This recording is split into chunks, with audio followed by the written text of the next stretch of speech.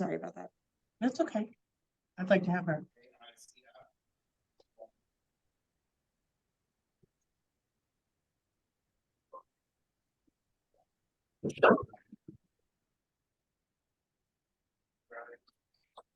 Let me know when she gets on, so we'll wait for her to start.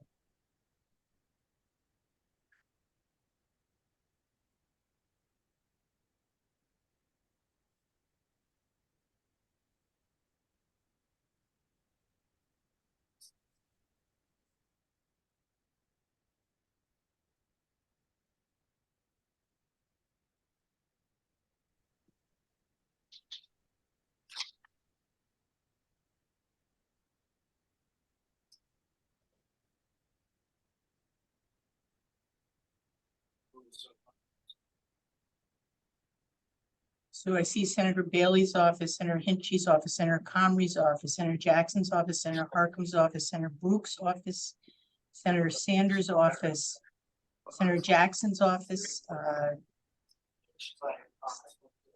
Did I miss anyone else? Senator Serrano's office. I see you, Mandy. Senator Fernandez's office. So thank you to all my colleagues. Very much appreciate your participation.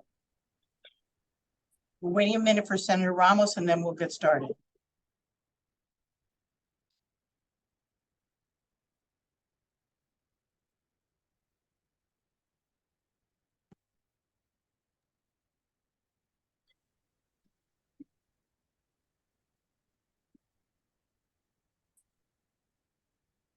There she is. Good morning, Senator Ramos. Buenos dias, Senator Mayor. How are you? It says you're Senator Ewan Chu, but we know of course that I am. The case. I am both Senator Chu and Senator Ramos. I represent both Queens and Brooklyn. I care about libraries like I care about labor. Well, fantastic. Yesterday got 2 of your bills signed, so we're very happy about that. No, my apologies. You know what, Senator Mayor? I'm at 250 Broadway. I know. And I guess Senator Chu must have used this computer before I did. So my apologies. I'll fix it. Not at all. Not at all. So I'm just going to get started and welcome everyone. I'm Shelley Mayer, State Senator for the 37th Senate District, which represents sort of half of Westchester County from Yonkers north to really the Connecticut border. I'm very pleased to be doing this with my fantastic colleague, Senator Ramos, Chair of the Senate Labor Committee, which I'm proud to be on. We both have a very strong commitment and interest in ensuring that workers in New York State have the rights and the protections under New York State law that we believe they need in order to achieve a middle-class lifestyle, to get properly compensated, and to get the benefits they deserve from their jobs. And so, you know, under Senator Ramos's leadership, we have made enormous strides for workers over the years that we've been in the Senate majority. But today we're going to focus on 2 bills, and then we have some really fantastic experts to lead our conversation. So if it's okay with you, Senator Ramos, why don't you say some words and then I'll introduce our guests so they can start. Sure thing, Senator Mayor. Well, first of all, thanks to you for bringing us all together and talking about a topic that we have long seen as important, but really is more important than ever before, as we welcome more and more new New Yorkers to our communities.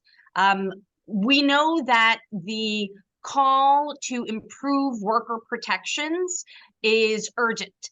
And right now, there are many more undocumented New Yorkers who are susceptible to dangerous working conditions, particularly in industries like the nail salon industry, like construction industry, like hospitality, where they can suffer grave wage theft.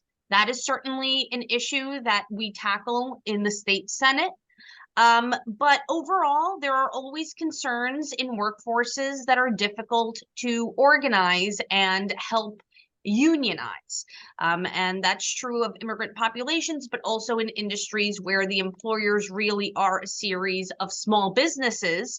And it can be very hard or tedious to wait for the workforce to get organized. And that's why I'm so happy to be joining today's discussion, today's roundtable with Senator Mayer, because we've been very hard at work with our teams to figure out what different bargaining systems would look like outside of the union structure, and thinking through how it is that we can support both small business owners and small business workers, who both groups who are often immigrants, people of color, and of course women owned. So we want to make sure that we're creating safe spaces, state provided safe spaces for them to discuss and negotiate for better wages, conditions, prices. And I think our hope is that in the end, this will only lift standards, improve standards for different industries, and allow for us to have a much more robust and inclusive economy. I think that's what it is briefly. To talk about what that sectoral bargaining looks like, especially from my perspective in industries where we've seen poverty feminized for such a long time, domestic workers, nail salon workers, and the like. So thank you, Senator Mayer, for this discussion, and looking forward to chatting with you all. Well, thank you, Senator Ramos. And I want to acknowledge we have a number of our friends from the labor sector, unions, organizers, as well as some of our central staff, as well as many of our colleagues that are represented here. So here's what we're going to do today. We're really focused on workers' boards. I have a bill, which is S6757, that we're going to talk about at the end. Senator Ramos has a bill with respect to, or several initiatives with respect to nail salon workers that we're going to talk about. But we're going to start by hearing from three sort of truly experts on the issue of workers' boards, because I think it's my belief that people do not understand what we already have under New York law, which is the opportunity to create workers' boards, and the ability to broaden that to reach additional segments of our working community, as well as to ensure that these decisions reach not only wages, but benefits and other working conditions. So I'm going to start by introducing our three guests, and each of them is going to speak briefly. First is Professor Kate Andreas from Columbia Law School, who teaches and writes in constitutional law, labor law, and administrative law. Prior to law school, she worked for several years as an organizer with the SEIU, so credit on that force here. She went to Yale Law School and clerked for Justice Ruth Bader Ginsburg, another extraordinary accomplishment. She is truly a national expert on worker boards and their history, and so she's going to speak to us about that. Then we're going to switch to David Madlin from the Center for American Progress in DC. He's been called one of the nation's wisest labor scholars, which is an extraordinary compliment. He's the author of several books about labor reform, and he's going to speak to us about what other states and cities are doing in this area of worker boards and labor boards. And finally, Paul Sohn from the National Employees Law Project, NELP, is going to talk a little bit about the New York experience. For many of us, you remember fast food workers came through the wage board. With Senator Ramos's leadership, we worked on farm labor standards, again, through that. So we have a history to build on, but Paul is going to talk to us about sort of how these proposals fit into New York law. Then there'll be an opportunity for discussion and questions. Then we'll talk about the nail salon initiative with two of the guests that Senator Ramos has invited, Daisy Chung from the Nail Salon Coalition and Charlene Obernauer from the Nail Salon Coalition in Nykosh. I'll discuss briefly my workers board bill, and then we'll close it out. But it's a complicated area of law and policy, so it was worth really spending this time and making sure we had experts to acknowledge the complexity and make sure that we answer questions. So with that, I'm going to turn it over to Professor Kate Andreas. Hi, thank you. I'm having an echo there. Okay, great. Thank you for taking time out of your busy schedules to be here, and thanks to Senator Mayer and Senator Ramos for their work on this issue and for inviting me to speak. I'm sure everyone here is quite familiar with the challenges facing working people in the US generally and in New York in particular, but I thought I would start with just a few statistics that for me make it so clear why this legislation of the kind you're considering is so crucial. So in 2021, almost 2.7 million people in the state of New York lived in poverty, 13.9% of the state's population. Another recent study found that 50% of New York City working age households don't earn enough to meet their basic needs. And at the same time, many businesses are struggling. They find it difficult to hire and retain staff. And in particular, responsible businesses often find it hard to compete given poor labor practices of their competitors. Worker boards are a critical tool to address these problems.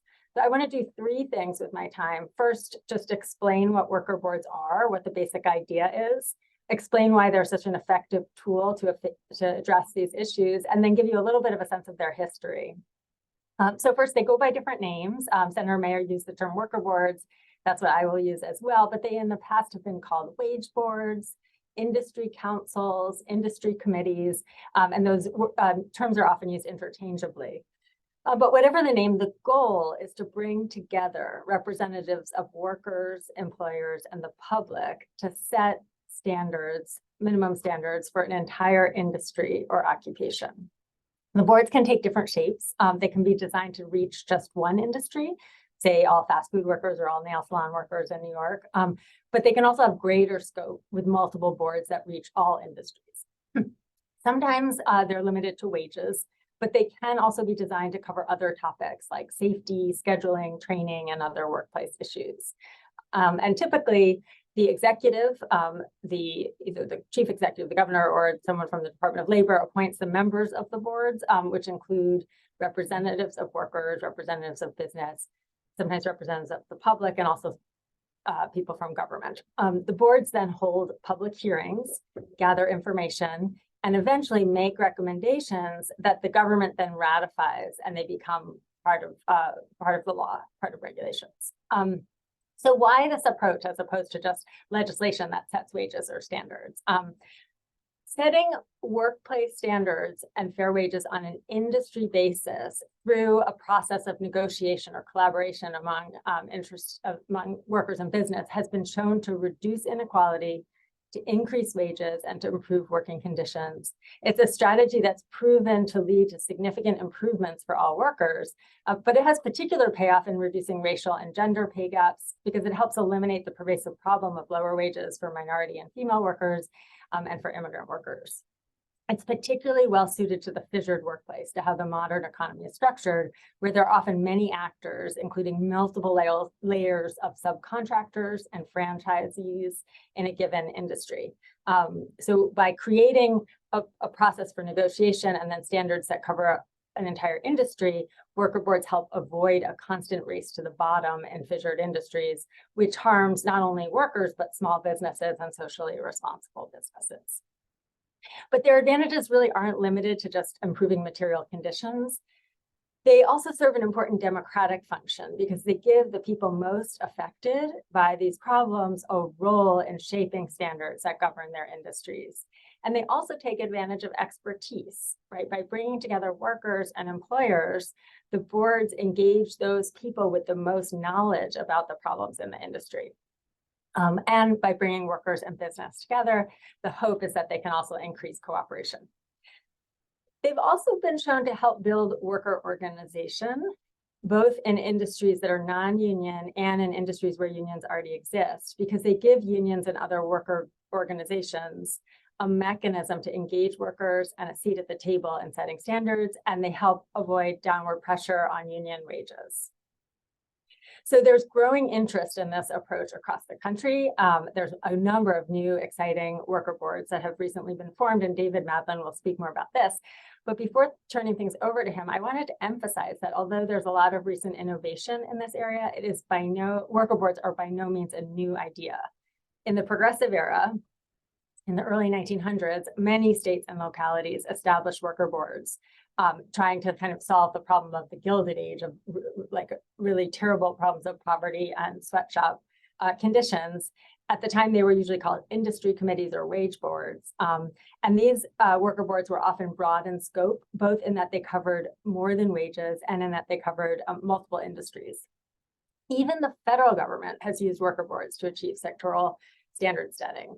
Under the early years of the Fair Labor Standards Act, the statute actually provided for the Department of Labor to establish industry committees made up of unions and business representatives on a sector by sector basis to raise the minimum wage. And this system was very effective at helping bring workers out of poverty in the aftermath of the Depression. It was also helpful to unions who used it to strengthen their organizing efforts under the NLRA and to help avoid having union standards undercut. So you might note that I didn't use the term sectoral bargaining to describe worker boards because it's a supplement to the NLRA and to worker employer bargaining, not something that kind of replaces that, but it's something that works kind of in conjunction with worker organizing and bargaining. So with that, I'll turn it over to David Mathis. Great.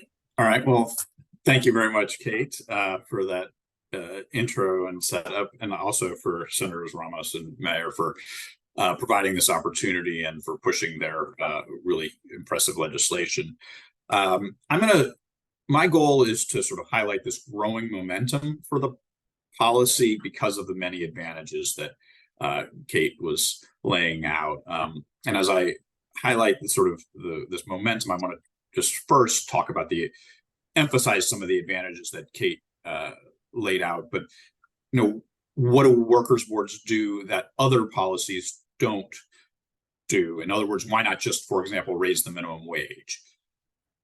And the first is just, everyone has sort of mentioned this, but multiple issues, wages, scheduling, safety, these issues are often interrelated, and you can't just tackle one element. This is sort of the worker's whole life, and their working conditions are about integrating those elements, and that's also how the employer sees them. So you handle multiple issues. You also are bringing together the key players, the real experts that know the most about their working conditions and their business, and give them a say and a stake. The other thing is on emphasizing this enforcement piece. Wage theft is rampant, but as important as government inspectors are, and government doing its job, and New York has some of the best efforts to have real government-led enforcement, a key component of ensuring workers get the standards they're legally entitled to is about empowering workers, that workers, government inspectors can't be everywhere, and workers don't necessarily feel empowered to speak up. So when workers are empowered, they know they can bring their complaints forward and go toe to toe with employers. And this hits at also some of the power building elements that Kate was talking about that are inherent in the providing hearings and the forums for organizing. And so, just that also touches on why not just have unions and collective bargaining, which are a great solution. But as you all know, states are quite limited in what they can do directly to promote unions and collective bargaining in the private sector. And this is an important complement. It provides forums for organizing and a way to negotiate standards across an entire industry, when doing so at an individual worksite by worksite would be virtually impossible. Collective bargaining would be almost impossible to achieve. And so I think these are really, think of it as a complement to collective bargaining. And that's why I think there's been this tremendous momentum towards this kind of policy. I just put out a report today that probably be posted in the chat that highlights this, that since 2018, we've had 6 states and 3 cities passing this type of law. And actually, that's probably, an understatement, because several jurisdictions have passed multiple laws. So we have 12 of these laws since 2018. And I'll briefly lists them off. So we have California fast food, but also an industrial welfare commission, Colorado agriculture and direct care, Michigan nursing home, Minnesota nursing homes, New York farm labor, Nevada home care, Detroit in broad industries, Philadelphia domestic workers, Seattle domestic worker and transportation. And I want to hit on a couple things about all of these. First is that as you can sort of hear, most of these are for specific industries that have been a particular challenge, but also a couple of them are available to multiple industries and can be sort of triggered by worker petitions or union pushing for their use. And that's both in Detroit and in the revitalized California law. And that, offers some advantages to, instead of legislating every specific example, you also provide some forum for workers to push and drive the process on the ground as well. Other thing here is in 2023, so current year, we have 3 of these new laws: Minnesota, Colorado, and California, indicating the momentum is even increasing in that, because that's 7 laws since 2021. And of course, there are additional cities and states, New York leading the way, but also plenty of others that are considering, Minnesota, Illinois, and the like. And this momentum at the state level I think should be thought of in a larger context, that internationally, this broad set of sectoral standard setting that involves workers is, I see that it's the past, as Kate highlighted, but it is also the future for ensuring high standards for workers. The big movements there that people might be aware about, there's New Zealand, which just in November 2022 passed a major policy called the Fair Pay Agreements, which are quite similar to workers' boards, but they're a little bit closer to collective bargaining. They're somewhere between a hybrid of collective bargaining and workers' boards. They start off as collective bargaining for an entire industry, but if the bargaining doesn't proceed, then there's a more of a governmental role. And this New Zealand, might seem okay, small and different, but it is seen as the model in Britain. If and when the Labour Party takes power in Britain, they are going to try to replicate fair pay agreements. Australia also just in December passed a quite similar policy for low-wage industries. And then in the European Union, also last year, this is more in sectoral bargaining, but quite related.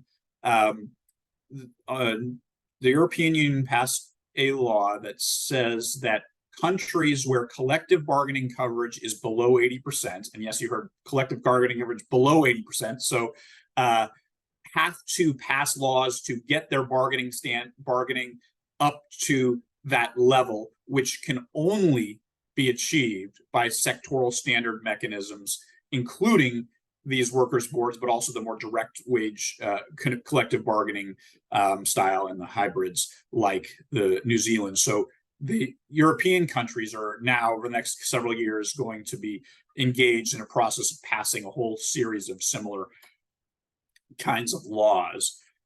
So just briefly, there's, to conclude, there's a significant amount of momentum for this idea in the US and in the world, because it's a tremendous policy that can raise standards for workers, build power. It's relevant for the modern economy, and it can achieve things beyond what simply legislating minimum wages and the like can do. And actually, one last thing on that point, on the beyond legislating, is that the European policy I mentioned was actually 2 parts. It was to raise the minimum wage and to promote bargaining. And I think that sort of highlights how these go together, and that they are complements for each other. And with that, I'm going to have Paul, who I believe is here, take it over. Thanks. Paul, before you jump in, I just want to acknowledge Senator Sanders, I think, has joined us. I don't see his picture, but I think he's there on the phone. Thank you to him. And also to say that the document you referred to, David, is in the chat that was released today. it's a summary of some of these initiatives. So sorry to interrupt, but Paul, there you go. Of course, thank you so much, Senators Mayor and Ramos, for your leadership on this legislation, the chance to join you today. And I should say, Kate and David are really the national experts on these boards, but I'm just going to add a few words about the New York context. And that's because New York is one of the relatively few U.S. states that historically has used a version of worker boards, known as wage boards, to shape labor standards, especially in problem industries. In fact, before New York adopted its current minimum wage system in the 1960s, wage regulation in the state consisted largely of a system of industry-based wage orders that set varying standards depending on industry conditions. And while the state then transitioned to a baseline minimum wage, statutory minimum wage that applies to all industries, it preserved the wage board system and has continued to use that process and authority to address conditions in individual industries, especially problem industries where substandard labor conditions, have persisted and where there's a need to tailor standards to specific industry practices. And that's really one of the advantages of these industry-based worker boards. I'll just briefly touch on some of New York's recent experiences with them. In fact, there's one folks may have forgotten really back during the Spitzer administration, where there was an important wage board for tipped workers convened by then Labor Commissioner Patricia Smith. And Senator Mayer, I don't know if you were in the Labor Department back then, or maybe you were no longer, but it was, restaurants are an industry where, notoriously poor conditions, and with this where the practice of tipping is very particularized to the industry, and so they convened a wage board shortly after the state had nudged up the state minimum wage to assess tipping practices. You'll hear more from the in the description of Senator Mayer and Senator Ramos's legislation, but these boards bring together employers, worker representatives, and public representatives, and to investigate and then fashion policy proposals to address conditions in industries. And that resulted in nudging up the tipped wage in New York. It was actually one of the reasons New York has a relatively higher tipped wage than many states, although the state still needs to finish the job and get rid of the sub-minimum wage altogether. But that was an important experience. Then building on that, nearly a decade ago, as you all know, the brave fast food workers in New York took to the streets to launch the Fight for 15, which went on to revolutionize minimum wage policy nationwide. Early in the fight, they turned their attention to New York's wage board process, in part because this was a time when the Republicans still controlled New York State Senate, and weren't responsive to worker demands. But also because, as Kate alluded to, fast food is a highly fissured industry where franchising results in a myriad of small employers, and that creates obstacles to coordination and raising standards at the industry level. So it really was especially a good target, a good fit for the wage board process. And again, there was a tripartite wage board convened during the Cuomo administration, with industry reps, worker representatives, and public representatives, that adopted really the nation's first $15 minimum wage and a variety of other tailored rules for the fast food industry, and really created a framework for upgrading that industry and building momentum for further action on the $15 minimum wage. And then the most recent experience we've had was in the farm worker sector, and with Senator Ramos really led the charge for important legislation to overhaul that sector that's really been shut out of basic labor protections at the state and federal level, for decades. A real vestige of structural racism in our labor laws. And that legislation not only established a collective bargaining framework for farm workers, which has been used since then, and there is now some emerging unionization in the ag sector in New York.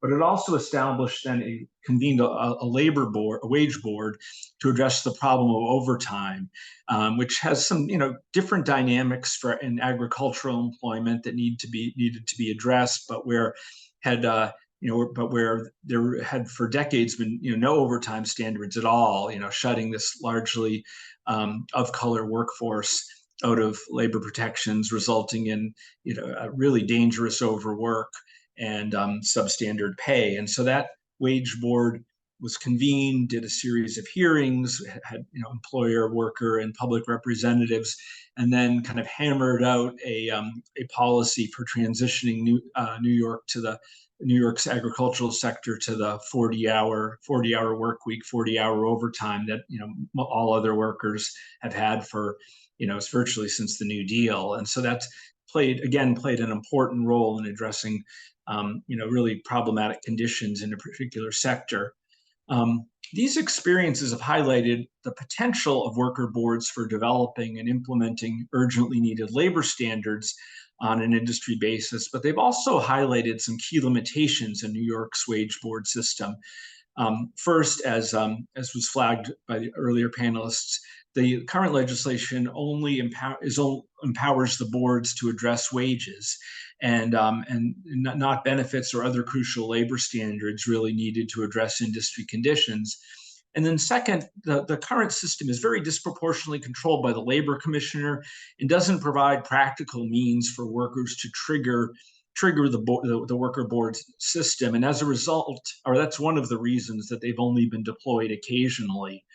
The two pieces of path-breaking legislation that have been proposed by Senators Mayer and Ramos would address both of these shortcomings by broadening the wage board process into a true worker board system that would be empowered to address a broader range of urgently needed labor standards.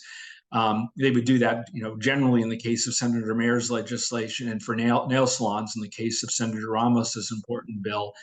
And then second, they would provide workers stronger tools for triggering worker boards and reforming the way they're run. Together, both bills would go a very long way towards modernizing this important tool and making it more available to effectively meet the needs of New York workers, union and non-union alike. So with that, I'll turn it back to our hosts and look forward to hearing more about this exciting legislation. Thank you. Thank you so much, Paul. Just to clarify, no, I've been around a long time, but I was never in the Department of Labor. But I've been in every other place that is relevant to these fights. And really credit to Senator Ramos, to the leadership of Majority Leader Andrea Stewart-Cousins, that we've been able to, particularly in the farm workers, find a path forward, which was absolutely impossible before Jessica became chair and we became in the majority. So that was huge. And also, I so appreciate your pointing out the history within New York State. These proposals by Senator Ramos and myself are not new in the sense that this kind of approach exists for a long time. We're trying to make it work for the current economy. And I would say about my bill, which broadens wage boards generally to be more broad, and Senator Ramos's bill in one sector, the goal is to reflect the current economy that we see every day in our districts. I just would say that one of the reasons I added benefits and other conditions of work into my bill to be factors that can be determined by a workers' board is because I have all these folks who, yes, they may make the higher minimum wage, but they don't have health insurance and they don't have anything else that can help them survive what is needed to survive in this economy. So we're really building on a model which you pointed out, Kate, is a national model, and David too. Thank you for that. In the chat is a fact sheet about both Senator Ramos's and my bill. And Senator Ramos, if you want to jump in, otherwise I thought if there are questions at this stage, we can take them before we move on to the specific discussion of Senator Ramos's bill with some of the folks from that sector. Are you okay with that? Absolutely. I yield, Senator Mayer. Okay. So any questions from our audience of, a wonderfully diverse audience of our members, our staff, our central staff, and many of our allies in the worker movement at this stage? Just raise your hand or speak out. Any questions yet? No, I don't. I have a question, Paul Alexander. Yes. Hi, Paul. How common are wage boards currently? Like how many are there in the state? currently existing in New York State? Yes, Um, roughly. Well, I think you know the answer, but I think they are formed and then they sort of disappear. Is that correct? That's correct. I don't believe there's a current active wage board in the state.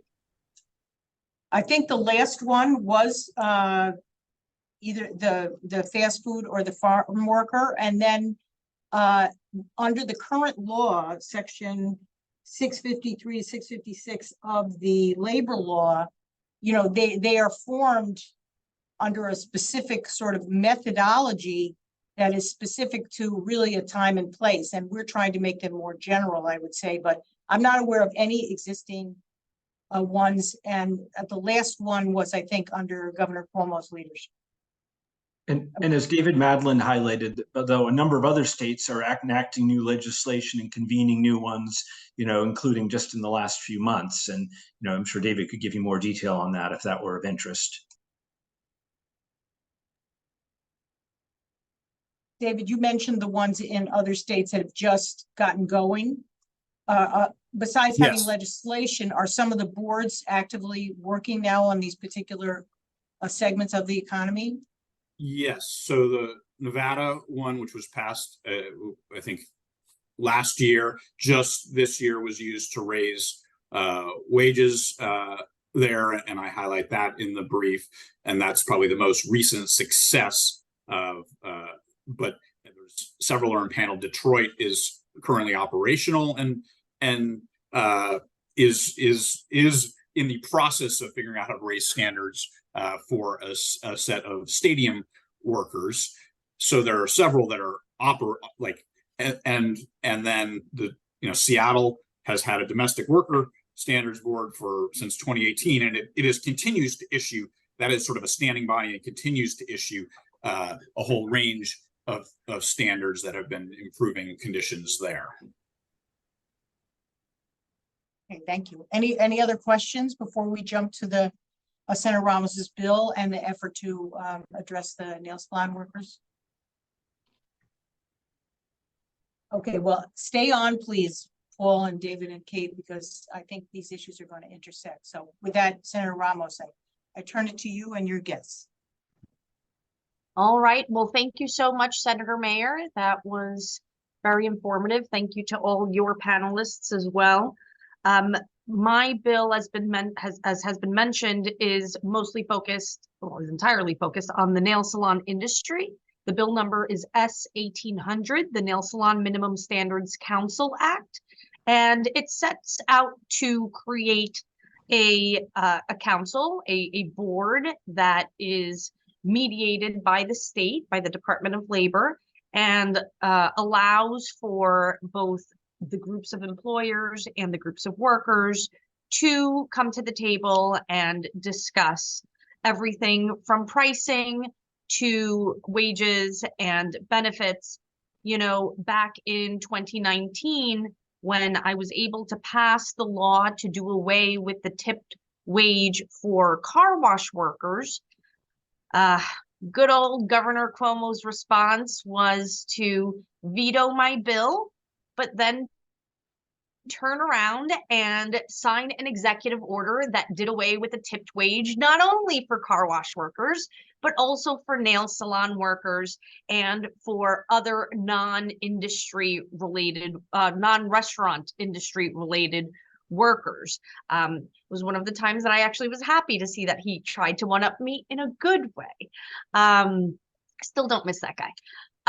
But you know, it was really important because I have to tell you, as a nail salon customer myself, I more often than not meet nail salon workers in my community who are not paid the minimum, at least the minimum wage, who may be getting a tipped wage or worse.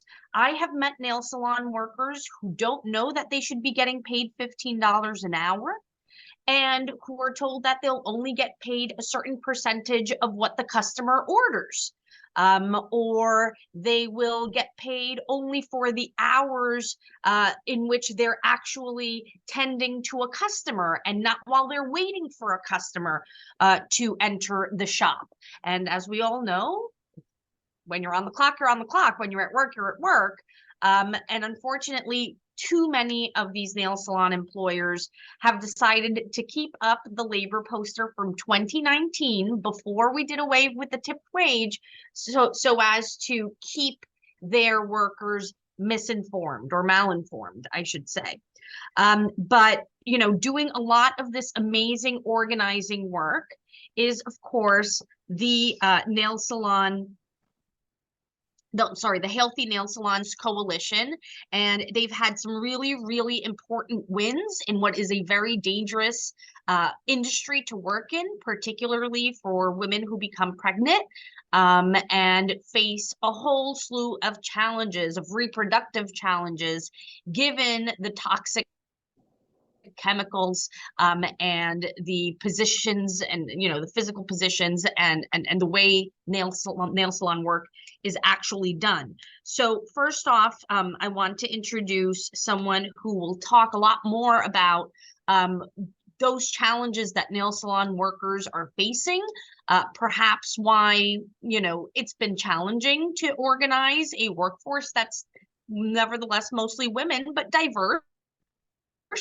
And certainly, the spectrum of different immigrants that we welcome here in New York. She's been working with the Healthy Nail Salons Coalition since 2015. And so please join me in welcoming the director of the Healthy Nail Salons Coalition, which, by the way, is Workers United, Nikash Adhikar, and me. Please join me in welcoming Daisy Chung. It's great to see you, Daisy. Hi, everyone. It's nice to see a lot of familiar faces. So I will go into just, some of the kind of key elements of the policy of the Nail Salon Minimum Standards Council Act and really talk about why this industry is really ripe for this kind of mechanism and policy. And then later on, I'll hand it over to Charlene Obernower, the executive director of Nikash, to talk a little bit more about the specific challenges that workers are facing on the ground. So, the primary purpose of this bill is to implement a worker board mechanism, and it's really about addressing longstanding problems and raising standards by bringing together workers and owners through a much more participatory and accessible process, right? Right now, it's, there's really no communication in terms of, setting up the practices of this industry. So I think one thing I do want to mention before going into the specific provisions is that is the kind of unique nature of this particular industry. One of the real challenges in transforming the nail salon industry is that it's highly fragmented. There are an estimated 4,000 nail salons in New York, and most of them are independently owned small businesses, right? Like what we know as like mom and pop businesses. And there really are no large corporate employers, right? Like say an Amazon or a Starbucks, right? We're really not seeing that in this industry. So really, essentially, there's no single employer or group of big employers that have much influence over labor standards or other sorts of employer behavior in this sector. And so, without raising those standards at a sector-wide level, what we're seeing is what's currently happening is that employers are continuing the trend of driving down wages and working conditions in order to compete in a growing market in New York. And another aspect of this industry is that informality really persists in this industry, right? So widespread practices like paying off the books, cash businesses, even lack of job descriptions, and the use of racial and ethnic hierarchies to assign roles in this industry is pretty problematic. Informal recruitment. So there's a whole host of very widespread practices, informal practices like these that are really persistent in this industry. And I think this is a real opportunity right now because this is, right, like folks see like nail salons and they think of small businesses, but really in actuality, this is a multi-billion-dollar industry in the United States. And New York and California have the largest markets. And so this is really an opportunity for New York State to provide more government oversight, to set the industry on a more sustainable path. So some key provisions of the bill, right? So I mentioned the creation of this industry council, which would be permanent, right? This would not be, the DOL decides to call this board, right? This is a permanent industry council, and it would be an equal number of workers and employers on this council. And, in terms of the public representatives that are, really facilitating and moderating the board would be a representative from the Department of Labor, one from the Department of Health with expertise in occupational safety and health, and one at the discretion of the DOL commissioner. And so this permanent council would be convened every 2 years after the implementation of the council's last recommendations. And, the subjects that can be addressed by this council are really broad, right? We're not just talking about wages, but as I mentioned, right, some of the really problematic practices of this industry also have to be addressed, right? So, scheduling, policies regarding paid time off, disciplinary actions, job descriptions, and other sorts of employment benefits, are, authorized to be considered by this council. And throughout the process, we want to see, participation from both workers and employers, not just on the council, but throughout the state. So there is a requirement for public hearings to be held in different regions of the state. And then finally, the council, through its work, will come up with recommendations that are then submitted to the Commissioner of Labor for final approval, right? So the final decision maker here is the Commissioner of Labor. One thing that I do want to mention that's really important about this bill is that it's, in addition to this worker employer council that's moderated by government representatives, there is a separate entity that's going to really study pricing in this industry.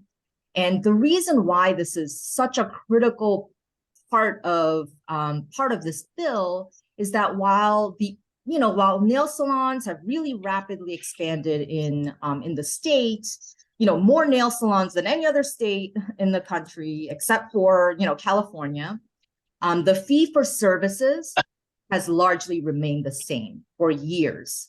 The fee for services have remained the same, and then competition has continued to increase over the years. And that's really, that intense competition on price has really driven down standards, right? And that not only impacts workers, but it's also detrimental to consumers and employers themselves. And, data that had been conducted, research that had been conducted by Workers United a few years ago has shown that there's really strong correlation between prices, what's being charged for a manicure or pedicure, and wage compliance. So the lower the prices, the higher the rates of wage violations that are occurring in nail salons. And so, we really felt that this was an important piece to really think through and study. The bill would authorize this, separate independent committee. It wouldn't be made up of workers or employers. It would be, independent, experts in economic research. They'll study and recommend a fair minimum pricing model for the industry, and that would get submitted to the Commissioner of Labor. And so they would consider a whole host of things like compensation that's required to be paid to workers, ordinary overhead costs, and reasonable return on investment, right? So there's a bunch of factors that that this committee would have to consider, and then that pricing model can vary by geographic areas, right, to account for variations in overhead costs throughout the state. And I want to say that, in terms, I think there's been a lot of questions around this, like kind of price regulation provision, right? Really like a price control provision in this bill. And it's really, it's not, nothing novel, right? Pricing regulations have existed in the United States for a very long time to achieve different policy objectives, both price floors and price ceilings, right? We've seen it in tobacco, in milk, steel, rent, and even the minimum wage is a form of price control, right? To really regulate, the costs of labor. And so, I'll kind of stop there. I know I gave a lot of information about the bill, but I did want to, specifically mention the pricing regulation as an important piece to achieve better standards in the nail salon industry. And now I'll hand it over to Charlene. Awesome. Hey, everyone. I just Well, want wait, to hold- I mean, I have to give you a nice introduction. Those are the Oh, rules, okay. Charlene. I don't make them. I I'm don't make sorry. them. But that's okay. That's okay. But Daisy, thank you so much for all of that very valuable and important information that is certainly going to inspire our colleagues to sign up as co-sponsors for S 1800 and Senator Mayer's bill, which is, I have the number somewhere. 6757. Okay, 6757. So this is kind of like the quarter period announcement to, of course, please stay in contact with our teams and sign buck slips so that your members or you, Senator Sanders, can become a sponsor of these amazing and historic pieces of legislation yourselves. As you already know, up next we are joined by Charlene Obernauer, one of my favorite people. I got to meet Charlene when I started doing work with the building trades nearly a decade ago, and I was just always so impressed with her dedication and commitment to protecting workers, to honestly just be better than OSHA, and really push us in the legislature to write laws that are much more stringent and that take our workers seriously. That was true for the construction worker workplace fatalities registry that we created several years ago, and it's again true when we're talking about the Nail Salon Minimum Standards Council Act. So Charlene, thank you for joining us, and take it away. Awesome. Thank you so much, Senator Ramos. And thanks for all of your leadership. Senator Ramos is also the sponsor of the TEMP Act, which is another worker safety bill that we've supported. And we've just had so much time working together, not only when she was at Build Up NYC, but also now with her leading the Senate in the Labor Committee. So we're so excited that you're carrying S 1800. And also thank you to Senator Mayer for convening this roundtable, and for all of our fellow panelists for their knowledge and expertise. Of course, thank you to Daisy. So yeah, I'm just going to talk a little bit about the industry and some context. I know that there have been a lot of pieces of press coverage over the years and people feel like they know the nail salon industry. I think especially in New York, when you talk about nails, people are like, oh, we've seen the New York Times expose. We know that there's wage theft in the industry. And you have some degree of familiarity with it, of course, but I'm going to give a little bit more context. And, if you don't know about, the New York Healthy Nail Salons Coalition, NYCOSH is one of the co-founders, along with Adhikar, which is a Nepali worker center in Queens. If you have not been to their worker center, I highly recommend. It's just an amazing breath of fresh air of organizing happening in the community. And they do lunches for folks who come out and support them. So it's kind of fun to go out there and show your support. So just a little bit about the nail salon industry. New York itself has the highest concentration of nail salon workers in the nation. And we have the highest concentration in New York State, in New York City itself. The second highest is in Rochester. And nail technicians make up the vast majority of the nail salon industry workforce, and 85% identify as women, 73% identify as Asian or Pacific Islander, and 21% identify as Latinx. And wage theft, as we are all familiar, is a troubling norm in the industry. And I'm not exaggerating when I say that almost every worker we talk to, I know Senator Ramos has convened a lot of conversations among nail salon workers, and almost every worker you talk to has experienced some degree of wage theft. And that isn't just my opinion. There was a research study from 2021 that showed that 80% of nail salon worker respondents reported wage theft, and the average losses per worker were $9,400 in wages per year. $10,000 is a lot of money for anybody, let alone a low wage worker like someone in the nail salon industry. And nail techs are also routinely misclassified as independent contractors. They're denied breaks, lack benefits and/or time off, and they contend with discrimination, harassment, and more.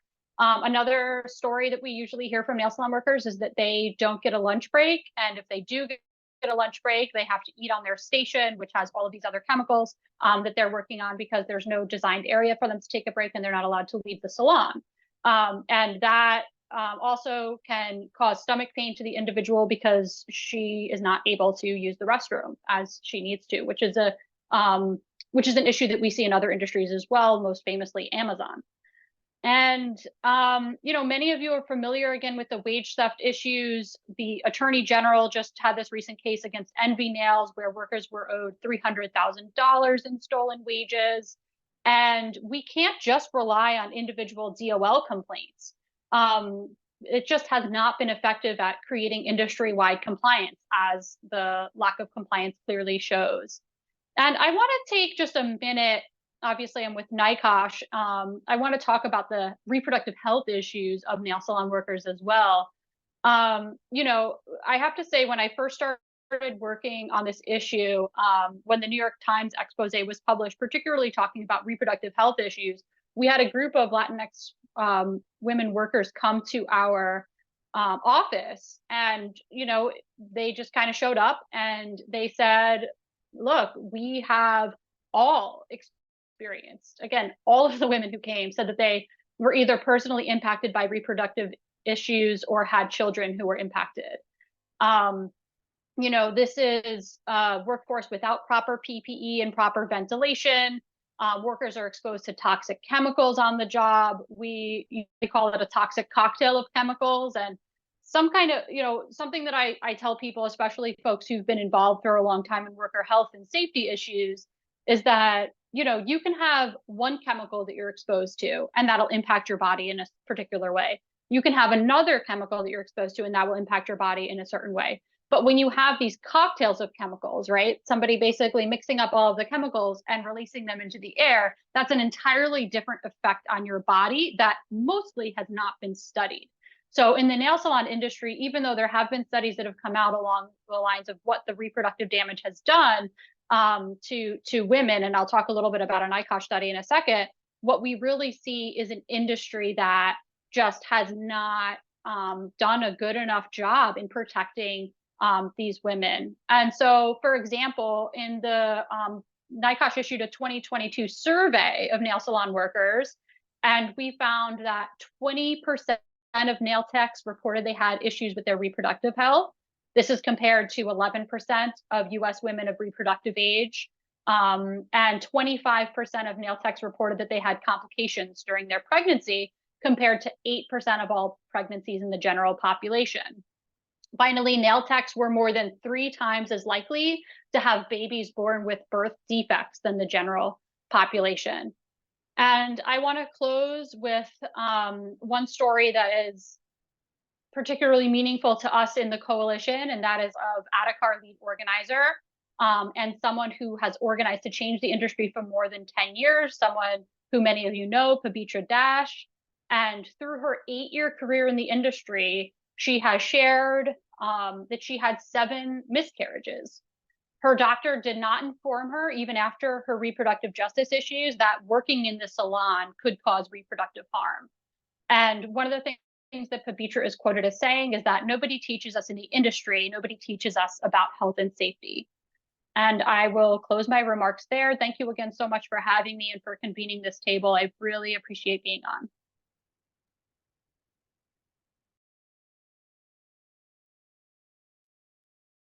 Senator Ramos, you muted me. Well, thank you, Senator Mayer, and thank you, Charlene and Daisy, once again. I hope that that has that these interventions have provided good context and information to you all about what the Nail Salon Minimum Standards Council Act sets out to do. Please let us know if you have any questions. You can raise your hand. You might actually just be able to unmute yourself and shout it out. You can write it in the chat if you're feeling shy today.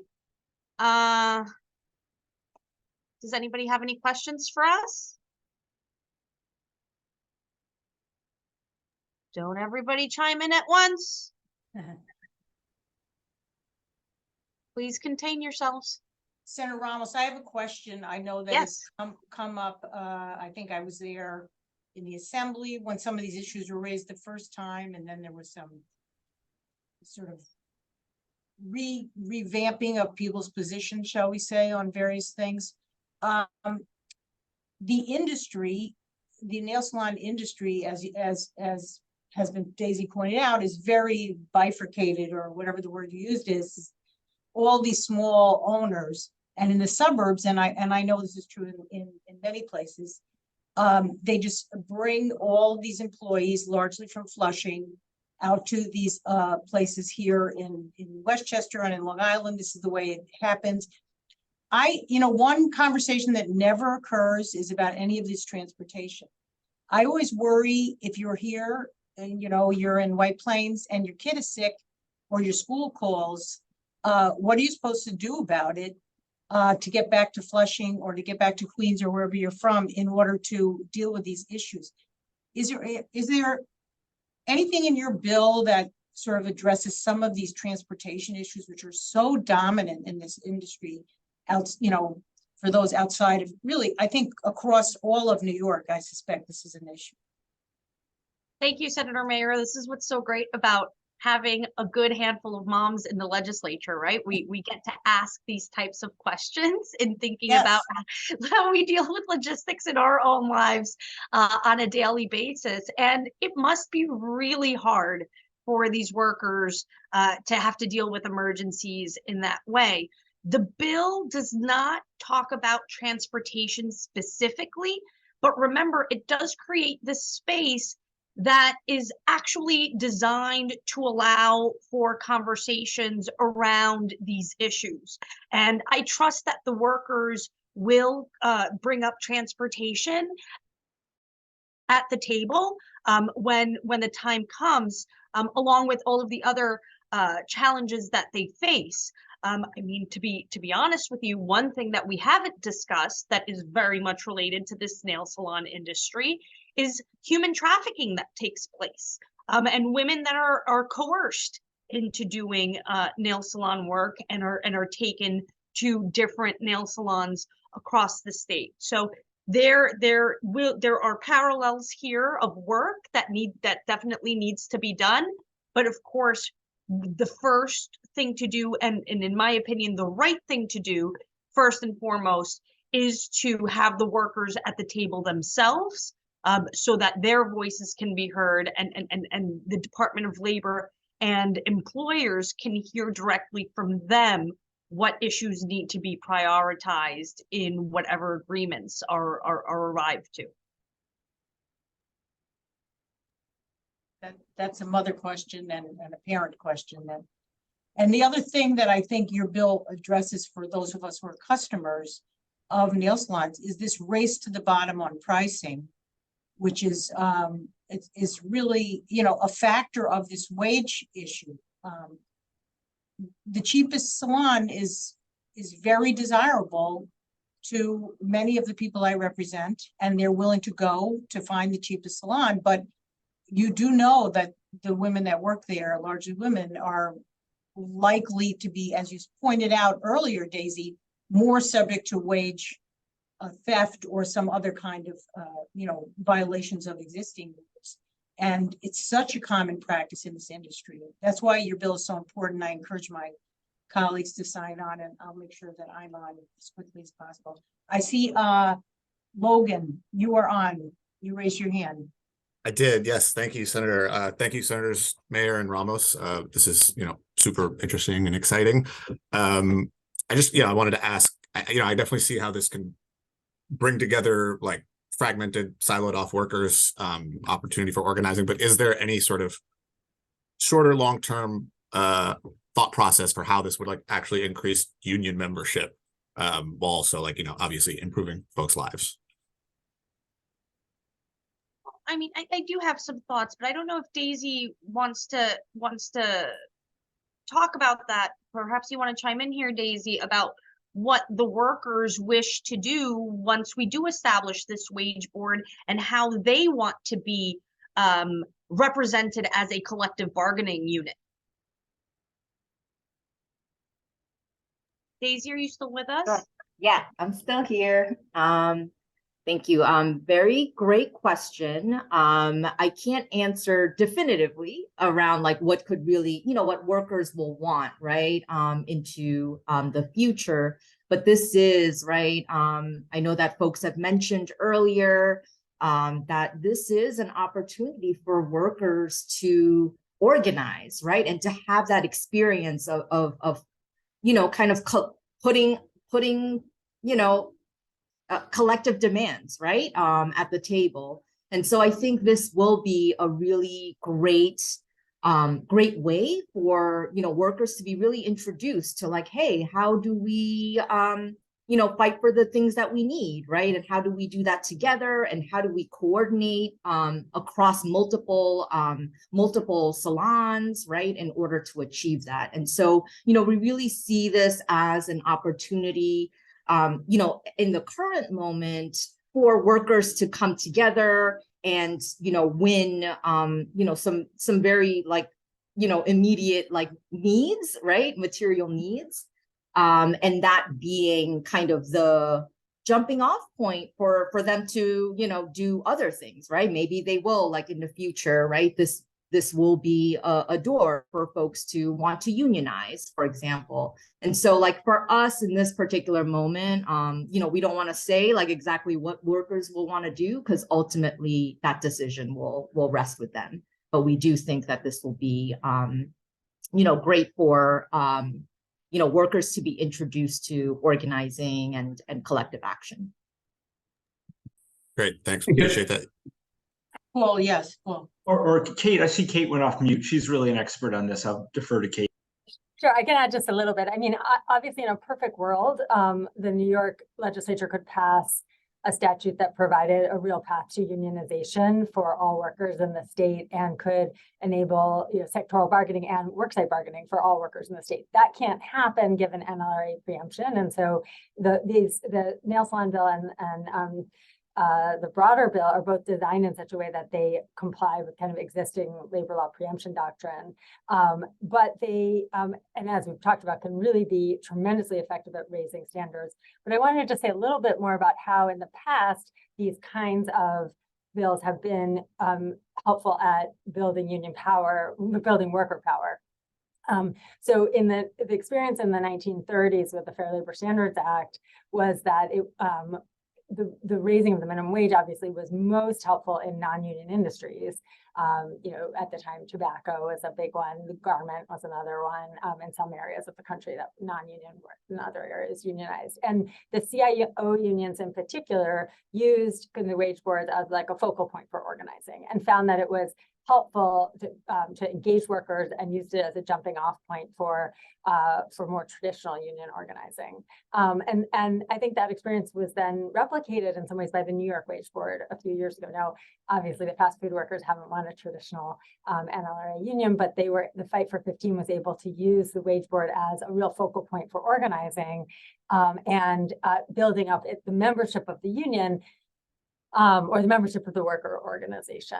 In other contexts, it plays a different role. So the Minnesota Wage Board that the nursing home workers have designed is addressing a problem of continual downward pressure on nursing homes that are unionized. So there, the goal is really to kind of lift up the funding for nursing homes so that the unionized nursing homes are no longer under, kind of constant pressure from non-union nursing homes, which makes it harder to organize more homes, and you lose density that way. So it depends a lot on the industry, but in non-union industries where there's no real highly fragmented non-union industries like nail salons or fast food, where there's no real path to unionization under the NLRA, they can be a focal point for building broad worker organizations, engaging workers and raising standards. Whereas in union industries, they can be designed in such a way to help with existing problems facing unions in the industry. That said, it's really critical to design them in such a way that they don't raise NLRA preemption problems. The Chamber of Commerce, obviously argues that everything is preempted that's good for workers, but there's limitations. David, you have your hand raised. Sure. In addition to everything Kate just said, I think there's also some how to think about this as partly about policy design, that the specific elements of the workers' boards can be more or less supportive to really empowering workers and leading to a path towards union, especially those that promote access to workers and ensure that workers have a voice in the training, for example. And this is certainly part of a process in a number of industries where it's part of a larger campaign. And so I think it's by no means certain. There are points that can be helpful to various campaigns here and ultimately lead to sort of the strongest version of worker voice and power. Thank you. I see Paul, you have your hand raised. Paul Alexander. Yeah, Paul Alexander with Senator Sanders. Again, thanks for this very comprehensive briefing. You may have mentioned this, but does the AFL-CIO support this or other labor unions, these two bills? I'll let Senator Ramos speak on mine, which is very much sort of at the front end of the process. We've been reaching out and expect as a result of this call and continued building of a coalition that we're going to have lots of labor support. One of the things about my bill that is relevant to the question that was just asked is, while it has to avoid this preemption issue, it does allow designees of employee organizations to be the representative on the board that the commissioner picks. So if you're organizing in a sphere, you can be selected as the employee representatives on the labor board. So I think we're going to be, this is the beginning on my big complicated bill, the ability to drive tremendous labor support. We have talked to the state AFL-CIO, and I thought they were going to be on here, but we'll continue to do so. And just shout out to Rachel Estroff of my chief of staff for many years, who's sort of driven the train on this important issue, together with two of my prior counsels, Mike Press and Mike Cecil, who really worked with to drive a very comprehensive approach that we believe unions will be very supportive of. But we're not there yet, Paul, very frank. Thank you. I see Brian Pugh. Brian, you have your hand raised from Senator Harkin's office. Senator. No, that was a clap. Oh, it was a clap. Okay, we'll take a clap. Very nice. Senator Ramos, anything further on your fantastic presentation on your bill? Why, thank you, Senator Mayer. I thought your presentation was quite fantastic as well. We don't have any preemption issues or antitrust issues. I think more than anything, we just need to talk more about the bill and do greater education. We have been talking to the AFL-CIO and a few unions, but ultimately it is the nail salon workers themselves who are bravely and courageously standing up and demanding that that there is this way to give them space to be protected. And I see Daisy, you're the perfect person to chime in here. And I think if you can give us some insight into the organizing strategy and the allies that we are working with, that would be helpful. Yeah, sure. And I think this is a good, I also wanted to address Paul's question around labor support. right? So, in terms of the Nail Salon Minimum Standards Council Act, we have, memos of support from the state AFL, the Western New York Labor Area Federation, the Rochester Area Labor Federation.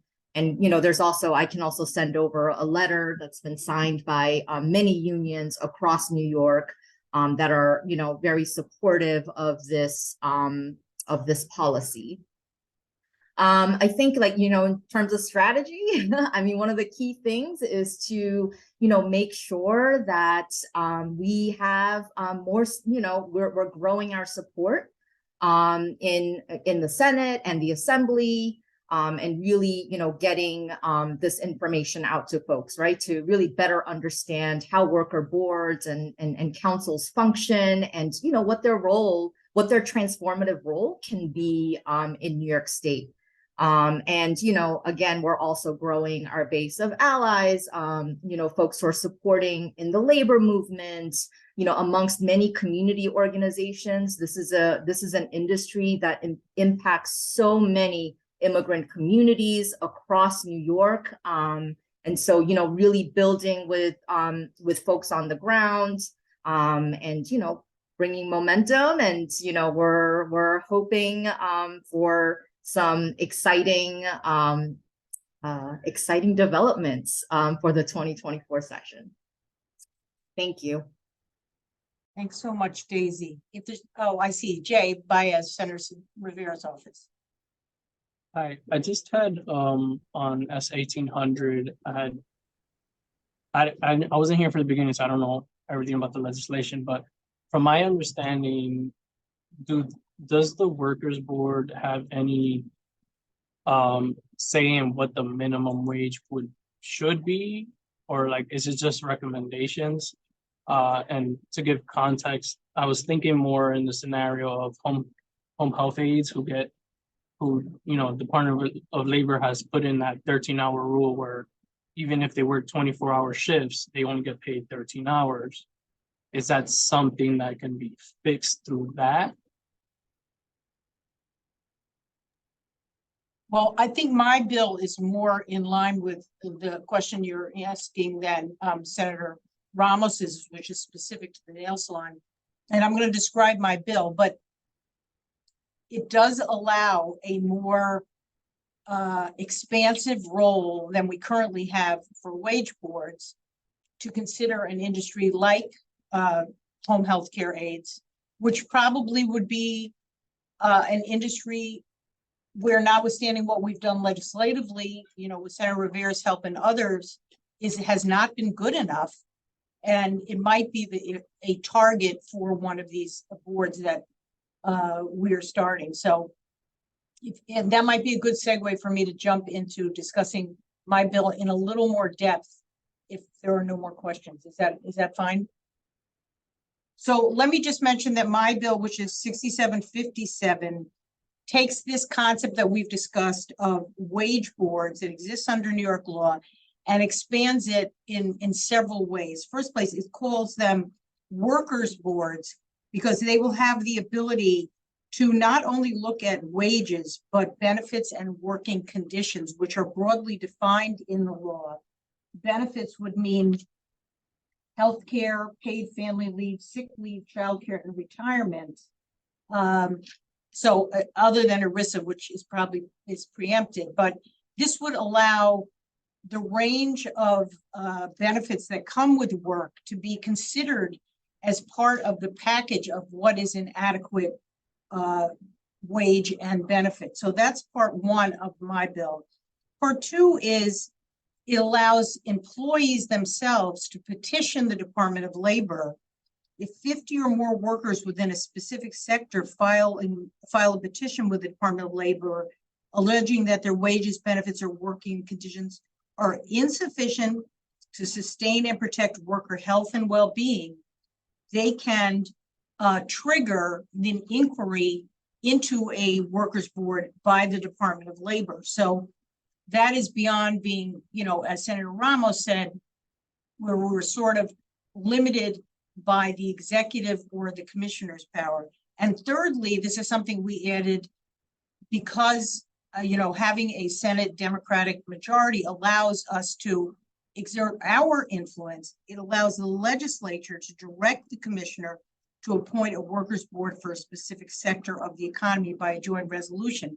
So to your point about home care workers, theoretically, one could have the legislature by joint resolution direct the commissioner to convene a workers' board to examine the wages and benefits of home care workers.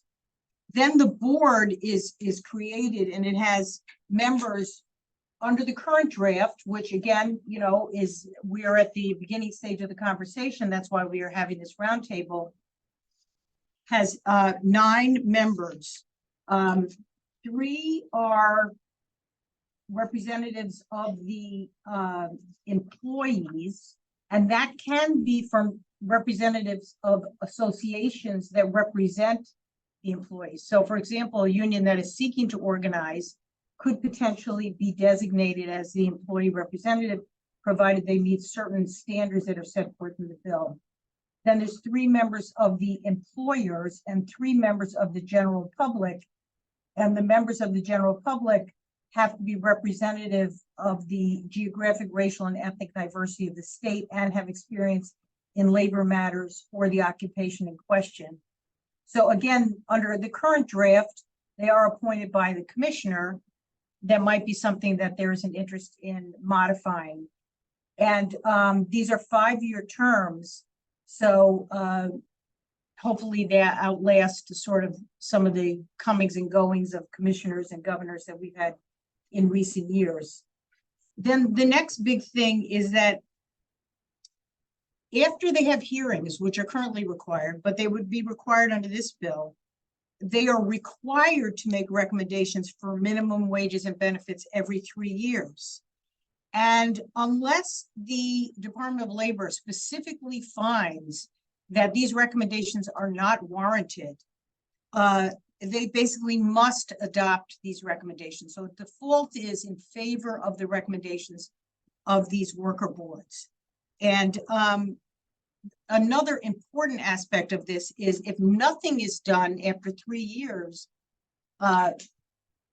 it is presumed basically under the bill that there will be a cost of living or an inflationary index applied to the wages set by the worker board and ultimately by the commissioner. So it's building in some of the protections that we in the legislature have had to fight for, particularly, for example, in the home care and other areas. And, we left out this conversation, our raising the minimum wage, which was a huge fight again this year. And, credit to Senator Ramos and the majority leader and the assembly for getting us over that. But this bill intends to build on that success by building in an inflationary adjustment going forward, as we did in the minimum wage law. The other big thing here is it provides remedies, civil and criminal remedies for workers denied appropriate wages. And that can be done by the Department of Labor, which currently has a lot of this power, but we've seen for a number of reasons does not always exercise it, by individual employees, by the Attorney General, and the employee can recover unpaid wages and sort of other lost amounts, as well as recover attorney's fees if they're successful in their action. We'd love the Attorney General's office, I think, to continue to be as aggressive as possible. But as mentioned earlier, we can't be dependent on, and it's one of the lessons I think we've learned, on both state agencies and other state actors to do the enforcement. We need groups to be able to bring these actions. We need individual employees to know they can recover fees and attorney's fees if they're successful. Let me look further here on my notes to make sure I've covered the big things. So this issue of benefits and working conditions is an important addition to the existing structure. One of the challenges we have found conceptually is that while we may raise the minimum wage, the employees may be entitled to a range of health benefits that are subsidized by the state. In other words, as we knew in the fast food world and in the healthcare sector, employees are making the minimum wage but are eligible for public assistance in many other areas. That we're trying to shift the burden where it appropriately belongs to the employer, and do so in a responsible way that recognizes they need to have a seat at the table and be part of the conversation. So the financial impact on the state ultimately should be that more of the burden of wages and benefits and working conditions should be placed on the employer, with their opportunity to sit at this worker board structure and have their voices heard, but also to empower the legislature to be part of this conversation. It was quite a challenge. I think Senator Ramos can speak to that on the farm labor overtime provisions. We ought to make it so this is sort of a matter of course, as David explained, other states are doing, where in particular industries, we can begin this process, keep it going, and try to remedy some of the structural wrongs that we see. I think I'll stop there unless I left out something significant in the bill, which I do encourage people, even if they have reservations about some individual provisions of the bill, to sign on to 6757 so that we can continue to build a coalition that pushes this issue forward. This is a big bill. This is a big change in the relationship. We're pretty confident the business community will have strong reservations. Obviously, our door's open to conversation about that. But at the end of the day, each of us who are elected represent thousands of these workers who may be being paid a higher minimum wage because we've enacted it, but still do not have the ability to have enough money to pay rent, to provide for their families, and certainly to have any retirement benefits, which is another significant portion of the word benefits in my bill. So I'm gonna, let's see if I can scroll down to gallery to see if there are questions or comments. Jay, your hand is still raised. I raised it again. Oh, you raised it again? Okay, jump in. Thank you for the description of your bill. It was your bill I meant. Yes. Senator's already on the other one. I'm gonna linger in on the home health care aid portion here as an example. So if the worker board is established in this industry, and it is determined that, you know, the 13-hour rule is an issue. But at the end of the day, it doesn't matter what they recommend. It matters if DOL would care to implement what they recommend, right? That is correct, although the presumption in this bill is that they are sort of required to do so unless they find a compelling reason that the findings of the board are not justified. So it shifts from here's just the information, here's the recommendation, do what you want, to a presumption in favor of the recommendation of the findings of the board. And the second thing I just want to point out, I think on this issue is you are going to have times when case law or decision of the court conflicts on interpretation of existing provisions.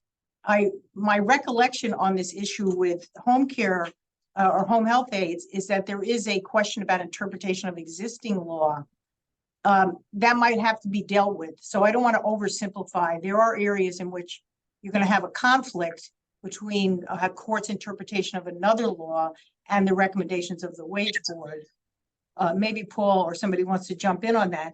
But I think generally speaking, we're shifting the presumption in support of the recommendations of the wage board and away from the unbridled discretion of the commissioner.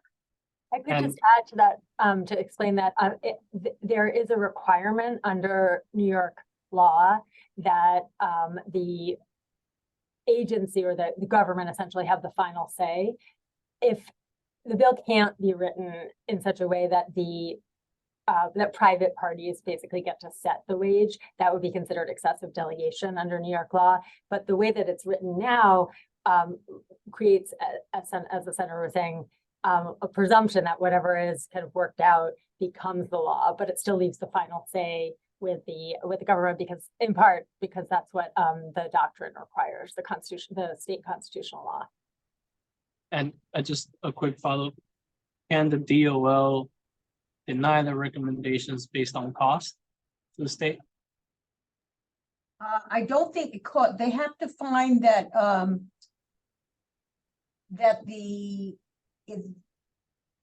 I have to look at the exact language. It can't be cost alone. That would, I think, not be enough. But to Professor Andreas's point, there is a doctrine that you can't take away the powers of government to do certain things like set wages exclusively by a private group. So you're going to have to leave in some oversight and discretion by the commissioner. But I think we tried to limit it as much as legally possible and sustain challenge. But cost alone, I'll look at the language. I don't believe is enough to allow the commissioner to disregard the findings of the worker board. Okay, thank you. No problem. Other questions, comments? Interest?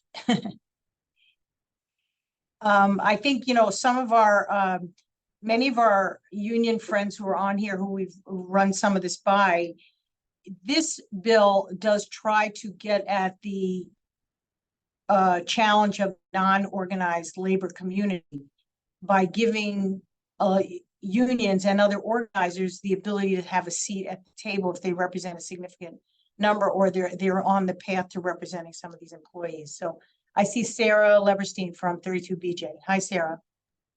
Hi, thank you. I just typed in my note in the chat, and I'm wondering if the bill either allocates new funds to DOL to carry out these functions, or how else you might consider, given, I think, what we've been reading or seeing about how resource-strapped DOL is now, how it would play this role, given the lack of resources.